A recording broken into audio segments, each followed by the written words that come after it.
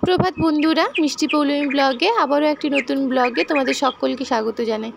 আশা করছি তোমরা সকলে খুব ভালো আছো আর আমিও খুব ভালো আছি। আজকে হচ্ছে শুক্রবার, এখন বাজে সকাল 10টা। এখন থেকে আমি তোমাদের সাথে নিয়ে ভিডিওটি শুরু করলাম। আশা করছি ভিডিওটি তোমাদের ভালো লাগবে, সম্পূর্ণ ভিডিওটি দেখার অনুরোধ রইল। আর আমার কিন্তু এখন স্নান করে পুজো করা কমপ্লিট হয়ে গেছে।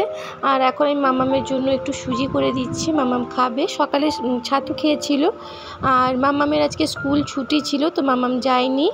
মামামের 2-3 দিন বাদে পরীক্ষা আছে, তো মামামকে একটু সকালবেলায় পড়াচ্ছিলাম। তো আজকে সকাল থেকে আর ভিডিও শ্যুট করিনি।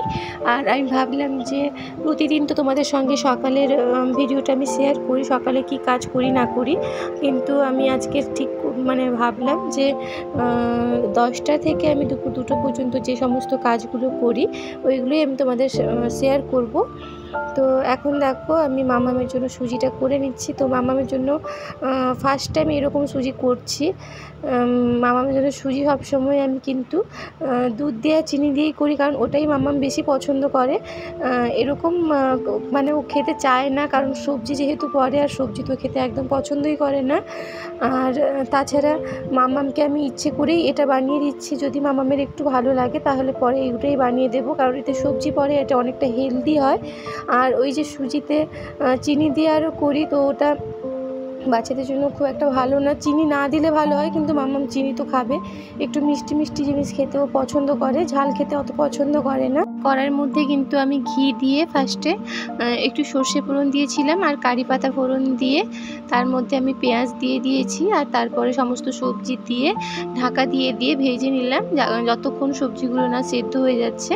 আর তারপরে ভেজে রাখা সুজি ওর মধ্যে দিয়ে আমি তারপরে একটু সামান্য পরিমাণে জল অ্যাড করব, তারপরে কিন্তু ঢাকা দিয়ে রেখে দেবো একটুক্ষণ, তারপরে ওরা নামিয়ে নেব।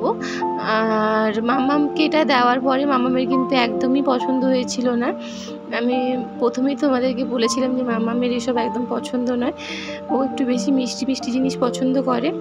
মামাম তো খেলোই না, তারপরে আমি খেলাম আর মা খেলো, আর মামাম আবার মুড়ি খেলো দুটো। তো এখন আমি দেখো ভাত বসিয়ে নিচ্ছি। আর এদিকে ভাত বসাতে সকালে যে টিফিন করা হয়েছিল, তো সেই কয়েকটা বাসন ছিল, তো ওইগুলো আমি নিয়ে এলাম। তো ওইগুলো এখন মেজে নিচ্ছি, যতক্ষণ ভাতটা হচ্ছে ততক্ষণ পর্যন্ত এই কাজগুলো আমি শেষ করে নেব। আর মামাম এখন বসে ছবি আঁকছে খাটে। আর আমি এদিকে দেখো ভাত হয়ে গেছে, তো ভাতটা নামিয়ে নিচ্ছি আমি এখন। আর আজকে কিন্তু আমার রান্না করতে অনেকটাই লেট হয়ে গেল, এখন 11টা বেজে গেছে। তো আমি রান্না করতে এখন সবে ভাত হয়েছে, আর এখন আরও শাক ভাজা হবে আর এঁচোড় হবে। আর এঁচোড়টা ভাবছিলাম যে চিংড়ি মাছ আরও দিয়ে করবো, তবে চিংড়ি মাছ আরও মা আজকে আনতে বেরোয়নি, বাজারে যায়নি।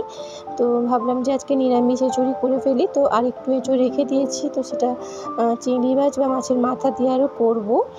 আর এখন দেখো আমি এঁচোড়টাকে কিন্তু হালকা একটু ভাপিয়ে নেব, খুব বেশি সেদ্ধ করব না, তবে একটু হালকা করে একটু সেদ্ধ করে নেব। তো জলের মধ্যে আমি কিন্তু কেটে রাখা এঁচোড়গুলো সমস্ত দিয়ে দিলাম।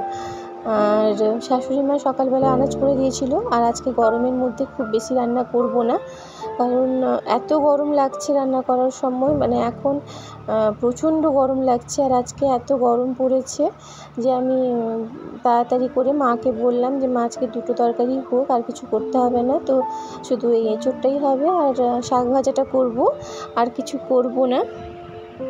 আর তোমাদের সঙ্গে তো আমি সবসময় সকালের যে কাজগুলো থাকে ওইগুলো সবসময় শেয়ার করি, তোমরা তো দেখেছো।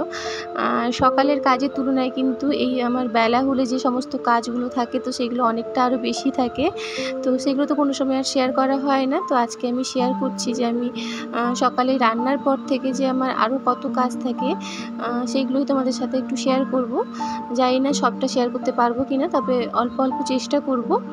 আর ওদিকে দেখো আমার এঁচোড় কিন্তু সেদ্ধ করা হয়ে গেছে, আর এদিকে মা কলমি শাক কেটে রেখেছিল, তো বাগানে হয়েছিল, মা নিয়ে এসেছিলো, নিয়ে বানিয়ে রেখেছিল। তো এখন আমি সেটা হালকা একটু ভাপিয়ে নিয়েছি, আর তারপরে একটু সর্ষের তেল কড়াইতে দিয়ে নিলাম, আর তার মধ্যে কিন্তু আমি শুকনো লঙ্কা ফোড়ন দিয়ে দিব, আর একটু ঝাল ঝাল করে করব। তো 2টো শুকনো লঙ্কা আমি ফোড়নে দিয়েছি, আর পেঁয়াজ কাটা আর কাঁচা লঙ্কা চেরাও দিয়ে দিলাম।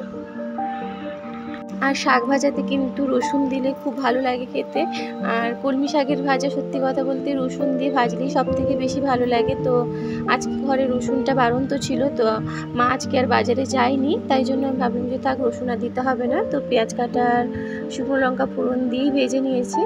তবে আমার কলমি শাকটা খেতে ভীষণ ভালো লাগে সমস্ত শাকের তুলনায়। আর বাগানে হয়েছে তো মা সব প্রায় সময়ই নিয়ে আসে কলমি শাকটা তুলে। আর এদিকে দেখো আমি শাক ভাজাটা করে নিচ্ছি তাড়াতাড়ি করে। আর এখন আমি মামামের জন্য আর বাবার জন্য আঙ্গুর বের করে রেখেছিলাম। তো গতকাল মা বাজারে গিয়েছিল, ফল আরও নিয়ে এসেছিলো, তো আঙ্গুর বের করে রেখেছি। ওইটা বাবাকে আর মামামকে দিয়ে আসবো খাওয়া করে। তারপরে এখন দেখো আমি রান্না আর একটা তরকারি বাকি আছে, ওটা করে নেব। আর এখন একটু তেল দিয়ে এঁচড়গুলো যে ভেজে রেখেছিলাম তো ওটা আমি এখন একটু ভাজতে বসিয়ে দিলাম। তো একটু হালকা করে একটু ভেজে নেব। আর এঁচড় আমি কিন্তু কম করেই ভাবাবো ভেবেছিলাম, কিন্তু একটু বেশি সেদ্ধ হয়ে গেছে। তবে অতটাও পুরো সেদ্ধ হয়ে যায়নি, একটু সেদ্ধ হয়ে গেছে। আর ভেজে নিয়েছি। আর এদিকে দেখো তেল দিয়ে দিয়েছি আবার। আর তেলের মধ্যে দিয়েছি গোটা গরম মশলা আর শুকনো লঙ্কা ফোড়ন দিয়েছি। আর যেহেতু আমি নিরামিষ করব আজকে এঁচড়টা, তো টমেটো আগে ফার্স্টে দিয়ে দিলাম তেলের মধ্যেই। দুটো টমেটো কেটে রেখে দুটো টমেটো দিয়ে দিয়েছি তেলের মধ্যে। আর তারপরে হলুদ, লবণ আর একটু লঙ্কা গুঁড়ো, এগুলো সমস্ত কিছু আমি অ্যাড করে নেব। তারপরে একটু হালকা একটু কষিয়ে নেব। টমেটোটা একটু নরম হয়ে আসলে ওর মধ্যে আমি কিন্তু আদা বাটা অ্যাড করব আর জিরা বাটা অ্যাড করব।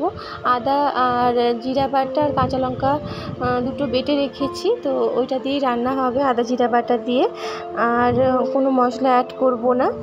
আর এখন দেখো টমেটোটাকে হালকা একটু কষিয়ে নিয়েছি। আর এখন এর উপরে আমি দিয়ে দেব অল্প একটু আদা বেটে রেখেছি, তো আদা দিয়ে দেব। আর তারপরে দেখো একটু জিরা দিয়ে, তারপর জিরা আর কাঁচা লঙ্কা একসঙ্গে বেটে রেখেছি, তো ওটাও এর মধ্যে দিয়ে দেবো। আদাটা একটু কষিয়ে নিই, তারপরে দিয়ে দেব। আর আদাটাও একটুখানি কষিয়ে নিয়েছি। আর তার মধ্যে এবারে আমি জিরা বাটা আর লঙ্কা বাটাটা অ্যাড করব। আর তারপরে অল্প জল দিয়ে ওটা একটু মশলাটা ভালো করে, যতক্ষণ মশলার কাঁচা গন্ধটা যাচ্ছে না ততক্ষণ পর্যন্ত এই মশলাটা ভালো করে কষিয়ে নেব। আর এদিকে আমার কিন্তু মশলা কষানো প্রায় কমপ্লিট হয়ে এসেছে। আর এখন আমি এর মধ্যে কিন্তু এঁচড়গুলো দিয়ে দিলাম, ভেজে রাখা এঁচড়গুলো। তো এখন দিয়ে একটু মশলাটার সঙ্গে এঁচড়গুলো একটু খানিকক্ষণ কষিয়ে নেব। আর আজকে রান্নাটা আমি কিন্তু নারকেল দুধ অ্যাড করব।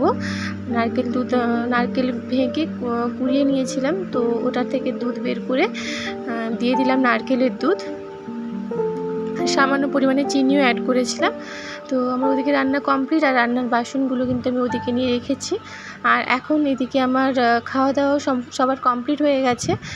তো টেবিলে বাবাই শুধু খান, আমরা কেউ খাই না। আমরা এখানে আসন পেতে খাই। তো কেন আমার শাশুড়ি মা টেবিলে বসে খেতে ভালোবাসেন না, তো মা যেহেতু নিচে খায় তো সকলেই আমরা নিচে বসে যাই, আর বাবা শুধু টেবিলে খান। আর এদিকে দেখো রান্না করার পরে কড়া আরও মাজতে নিয়ে গেলাম কলপারে।